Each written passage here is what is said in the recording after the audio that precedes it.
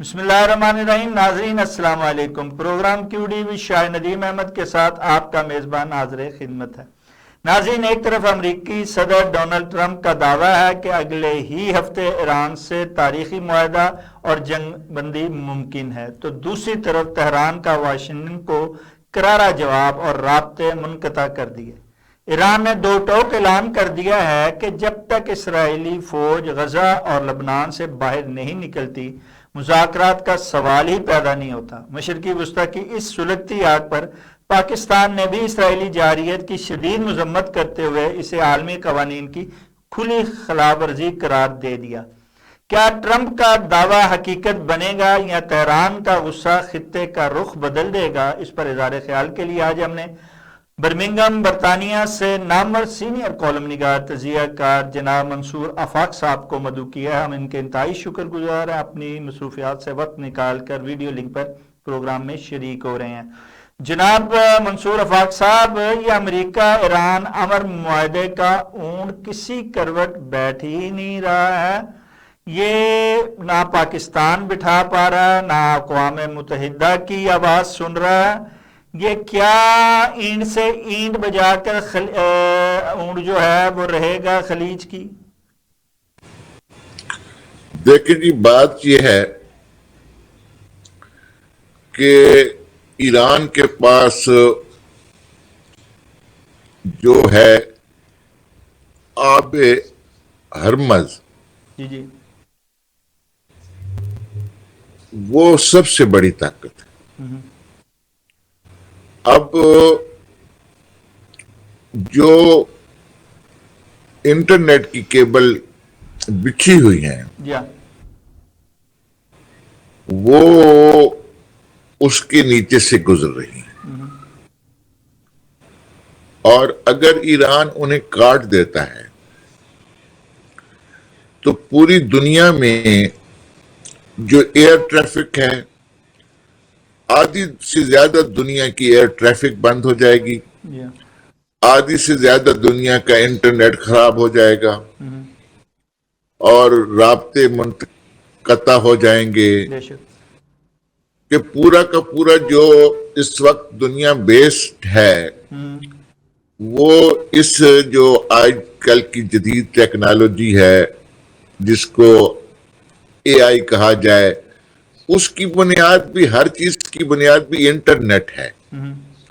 Internet ہوگا تو دنیا جو ہے نا، دنیا میں اگر یہ ایران یہ کام کرتا ہے تو یوں سمجھ لیں کہ یہ کسی ایٹم بم سے کم نہیں۔ اور اس وقت ایران نے اپنی تمام تر توجہ اسی کی طرف کی ہوئی ہے۔ اس نے اپنے ملک کے اندر اپنا خود جو ہے سارا نیٹ ورک جو ہے نا وہ بھی تیار کیا ہے، اور اپنے آپ کو سب سے پہلے اس نے اس معاملے میں سیو کیا ہے، اور اپنا پہلے اس نے خاصے دن اپنا انٹرنیٹ پورے ملک میں بند رکھا، پھر اپنا بنا کر اس کو سارا کچھ سلسلہ شروع کیا ہے۔ اب ایک تو ایران کے پاس یہ چیز ہے جسے ایران استعمال کرنے کے بارے میں سوچ رہا ہے، اور جس کا جواب دینا، جس کے لیے ایک بڑی جنگ کے امکانات ہیں۔ اب بنیادی طور پر جنگ تو امریکہ نے شروع کی تھی اسرائیل کے تحفظ کے لیے۔ اب اگر اسرائیل کو تحفظ نہیں ملتا تو جنگ جاری رہتی ہے۔ اب اسرائیل نے لبنان کے ساتھ مسلسل جنگ جاری رکھی ہوئی ہے۔ امریکہ نے بھی درمیان میں ایک آدھ حملہ کیا ہے جو ہے نا ایران کے اوپر۔ اس ساری صورتحال میں ایران اور امریکن جنگ میرے نزدیک ناگزیر ہے، اس صورتحال میں کہ اگر ٹرمپ صدر ہے امریکہ کا تو مجھے نہیں لگتا کہ یہ جنگ کسی سطح پر ایران پیچھے ہوگا یا اسرائیل کے حق میں مسلم ممالک ہو جائیں گے۔ اس وقت تک اسرائیل کے ساتھ صرف ایک UAE کھڑا ہے، باقی کوئی مسلم ممالک ایسا نہیں ہے کہ جو اسرائیل کے معاملے میں جو ہے امریکہ کے ساتھ متفق ہو. سعودی عرب نے بھی ہاتھ اٹھا لیا ہے، بلکہ سعودی عرب نے روس کے ساتھ اپنے مراسم بہتر کرنے کی مسلسل جو ہے نا کوششیں جاری کی ہوئی ہیں. اس کے ساتھ انہوں نے ایک ویزے کا نیا ایگریمنٹ بھی کیا ہے، اور ایک سلسلہ جو جاری ساری ہے وہ ابھی تک یہی ہے کہ کس طریقے سے امریکہ کو اس خطے میں روکا جائے. اب دیکھتے ہیں کہ امریکہ اس خطے میں رکتا ہے یا نہیں رکتا. امریکہ کو روکنے کا مطلب ہے اسرائیل کو روکنا. تو یہ سارا سلسلہ. اچھا منصور افاق صاحب، وہ جیسے آپ نے کہا کہ اسرائیل کو روکنا، امریکہ کو روکنا، اسرائیل کو روکنا ہے، تو اسرائیل کو روکنے کے لیے ایک طرف ڈونلڈ ٹرمپ جو ہے اسرائیلی وزیر اعظم نتن یاہو کو پاگل قرار دے رہے ہیں، دوسری جانب اسی کا ابراہم اکارڈ ایجنڈا جو ہے وہ بھی پورا کرنے میں لگے ہوئے ہیں. وہ پریشر ڈال رہے ہیں اسلامی ممالک پر کہ وہ جو ہے اس کو قبول کریں، اس معاہدے کو. یہ کیا تضاد ہے امریکہ کی پالیسی میں، بیانیے میں، کہ جس کے بعد یہ توقع کی جاتی ہے یا سمجھا جاتا ہے کہ کم سے کم جو امریکہ ہے وہ اب اسرائیل سے دور ہو رہا ہے اور خلیجی ممالک کے قریب ہو رہا ہے، اور اب وہ تسویہ چاہتا ہے، اس لیے کہتا ہے کہ جناب اس ہفتے میں معاہدہ ہو جائے گا. آپ ایک بات کو سمجھنے کی کوشش کریں جی کہ اسرائیل کا وجود کیسے ٹھیک ہے دنیا پر ظہور پذیر ہوا. اسرائیل کو باقاعدہ ایک ملک کی صورت میں جن لوگوں نے بنایا وہ یہی ہے، امریکہ ہے، برطانیہ ہے، یہ جتنے اپنا پوری کرسچینٹی بھی اس عمل کے پیچھے ہے کہ ایک ایسی یہودی ریاست قائم کر دی جائے، کیونکہ اس سے پہلے یہودیوں کے جو جھگڑے تھے وہ یہودیت کا تمام تر جھگڑا کرسچینٹی کے ساتھ تھا. تو انہوں نے ایک مسلم علاقے میں اسرائیل کو بنا کر مسلمانوں کے ساتھ ایک ملک بنا دیا کہ یہودیوں اور مسلمانوں کا آپس میں جنگ جاری رہے. اب بنیادی طور پر جو گریٹر اسرائیل کا منصوبہ ہے وہ یہودیوں سے زیادہ کرسچینٹی کا ہے، کہ وہ یہ چاہ رہے ہیں کہ مسلمانوں کے ساتھ اسرائیل کی مسلسل جنگ رہے تاکہ مسلمان جو ہیں وہ کمزور ہوں. تو جو بھی ملک انہیں لگتا ہے کہ یہ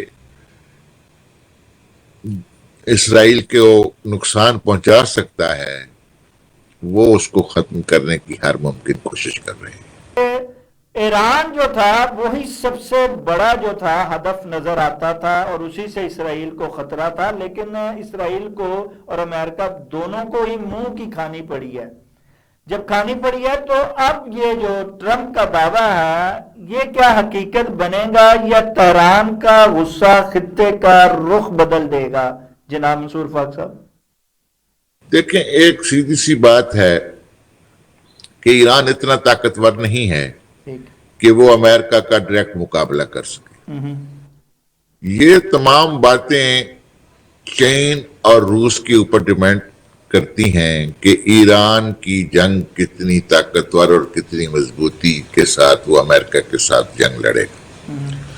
جس طرح یوکرین میں امریکہ اور یورپ نے یوکرین کے پیچھے کھڑے ہو کر روس کے ساتھ جنگ کی، اسی طرح میرا ذاتی خیال ہے کہ روس اور چین دونوں یہ چاہیں گے کہ وہ ایران کی پشت پر رہیں اور ایران جو ہے امریکہ کے ساتھ جنگ کرتا رہے. تو لیکن چین تھوڑا سا مزاج میں مختلف ہے. چین لڑائی سے زیادہ ایک طویل جنگ کا قائل ہے. وہ طویل جنگ وہ معاشی میدان میں لڑے، وہ طویل جنگ وہ اپنا جو ہے نا کسی بھی میدان میں لڑے. تو وہ اس طرح کی جنگوں کا قائل ابھی تک نہیں نظر آ رہا. जिस तरह की जंगों का रूस कायल है या जिस तरह की जंग रूस लड़ रहा है। अब ये सारा कुछ ईरान के साथ मामले में, इस जंग में क्या होता है, फिर ये भी मैं देख रहा हूं कि अमेरिका बदलता है, उसका पॉइंट ऑफ व्यू बदलता है, वो यू टर्न लेता है, वो आगे बढ़ता है फिर पीछे हट जाता है, वो धमकियां देता है, वो कभी कभार वार भी करता है। और इस सारी सूरत हाल में ईरान भी अपनी तौर पर पूरी तरह तैयारी कर रहा है। उससे भी पता है कि अमेरिका के साथ आज नहीं कल जंग जरूर होनी है। ठीक। अच्छा, जब ये आप मंसूर रफ़ाक साहब देख रहे हैं कि जंग के असर दोबारा होते दिखाई दे रहे हैं, तो क्या ये जो पाकिस्तान की सालसी का किरदार है, ये भी तो बीच में एक बड़ी मेहनत और रियाजत से जो है वो किया जा रहा है, खित्ते में क़याम अमल लाने के लिए पुरजोर कोशिशें की जा रही हैं। क्या पाकिस्तान की सालसी में कुछ नया कर पाएगा पाकिस्तान, या सब कुछ किया धरा जाया हो जाएगा?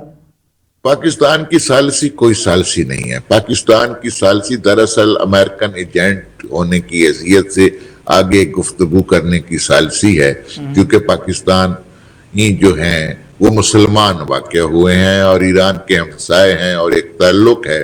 इसलिए सबसे पहले हमारी जो मौजूदा हुकूमत है और हमारे जो मौजूदा लोग हैं साहिबान इक़्तिदार, उनको ट्रंप ने इसलिए अहमियत दी कि उन्होंने ट्रंप को कहा कि हम आपके एजेंट बनने को इस मसले में पूरी तरह तैयार हैं। तो ये लोग जब उनके एजेंट बने तो और उसकी मर्जी के मुताबिक जो बातें वो ईरान से मनवाना चाहते हैं वो मनवाने की कोशिश करते रहते हैं। ईरान नहीं मानता तो पाकिस्तान की सालसी दरअसल सालसी नहीं है, अमेरिका की एक नुमाइंदगी है। मंसूर रफ़ाक साहब, ये जो है पाकिस्तान की नुमाइंदगी, ये एक तरफ तो ये नुमाइंदगी जो है ये बड़ी अहम है, लेकिन इसके बावजूद जब बात आई है इब्राहिम अकॉर्ड की, जब इसराइल को मानने की बात आई है, तो पहली दफा वजीर ख़ारजा इसहाक डार ने वहां अमेरिका में ही बैठे हुए जो है इनकार कर दिया और साफ तौर पर कहा है कि जब तक इसराइल एक आज़ाद फ़लस्तीनी रियासत का क़याम नहीं होता, हम किसी सूरत ना इब्राहिम अकॉर्ड को मानेंगे ना ही इसराइल को मानेंगे। आप समझते हैं कि ये हमने किया है, ये इसका खमियाजा हमें भुगतना पड़ेगा, या हम ये दबाव जो है अमेरिका का बर्दाश्त कर पाएंगे, उसे इनकार कर पाएंगे जैसे हमने किया और इसको संभाल पाएंगे? देखिए जी, हमने जब अमेरिका के साथ मुआहदा किया कि हम आपकी नुमाइंदगी करेंगे और ईरान के मामले में हम आपके साथ जो भी आप कहेंगे करेंगे, तो उस मुआहदे में कतन इसराइल को तस्लीम करना शामिल नहीं था। उस मामले में कतन ये बातें शामिल नहीं थी जो अमेरिका अब बोल रहा है।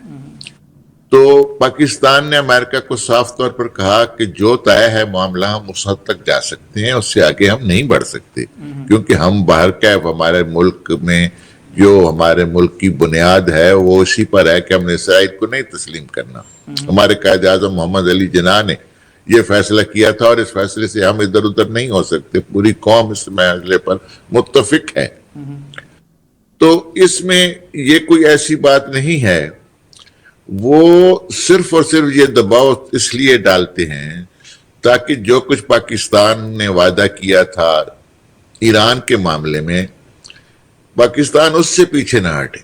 क्योंकि पाकिस्तान बहुत सारे मामलात में ईरान के साथ जाता है तो उसे ईरान उनकी मुसलमान भाई हैं तो उसके रवैया उसके मामलात में वो कुछ नहीं करता जो कुछ अमेरिका चाहता है। लेकिन बुनियादी तौर पर पाकिस्तान ईरान के साथ अमेरिकन नुमाइंदगी की एक भोंडी शक्ल।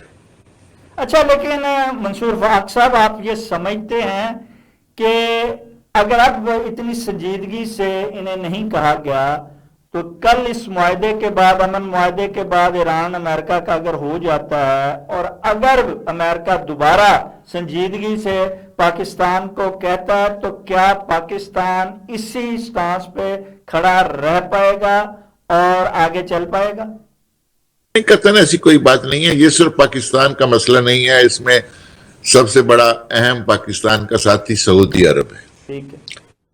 جس کے ساتھ پاکستان نے بہت سارے معاہدے کیے ہوئے ہیں، اور اس وقت سارا کچھ جو ہے نا پاکستان اور سعودی عرب مل کر ہی سارے معاملات دیکھ رہے ہیں. تو اسرائیل کے معاملے میں پاکستان کا وہی فیصلہ ہوگا جو سعودی عرب کا ہوگا. ٹھیک ہے. تو اس کا کوئی امکان نہیں ہے کہ پاکستان جو ہے اسرائیل کو تسلیم کرے. اچھا منصور آفاق صاحب، ہمارے ہاں قیادتیں تو ایک فون پر لیٹتی رہی ہیں، ایک مراسلے پر بچھتی رہی ہیں. آپ کیا سمجھتے ہیں، اور آپ کیا اس حکومت کو اور اس قیادت کو اس حوالے سے ستائش کی نظر سے دیکھتے ہیں، یا ان کو شاباش دیتے ہیں، یہ سمجھتے ہیں واقعی پہلی دفعہ انہوں نے باوقار انداز میں امریکہ کو انکار کیا ہے، اور آئندہ بھی جو ہے وہ اپنی اہمیت کو، اپنی خودداری کو قائم رکھیں گے، اور اپنی قومی مفاد کو مد نظر رکھتے ہوئے ہر ایک کے ساتھ چلنے کی کوشش کریں گے، چاہے امریکہ ہی کیوں نہ ہو؟ میں بالکل یہ نہیں سمجھتا جو کچھ آپ نے کہا ہے. ٹھیک. پہلی بار امریکہ کو ان لوگوں کی وجہ سے اتنی جرت ہوئی ہے کہ پاکستان کو اس نے اوپن کہا ہے کہ اسرائیل کو تسلیم کرو. پچھلے 75 برس میں یہ بات کسی امریکن کو جرت نہیں ہوئی کہ ڈائریکٹ پاکستان کو یہ بات کہہ سکے.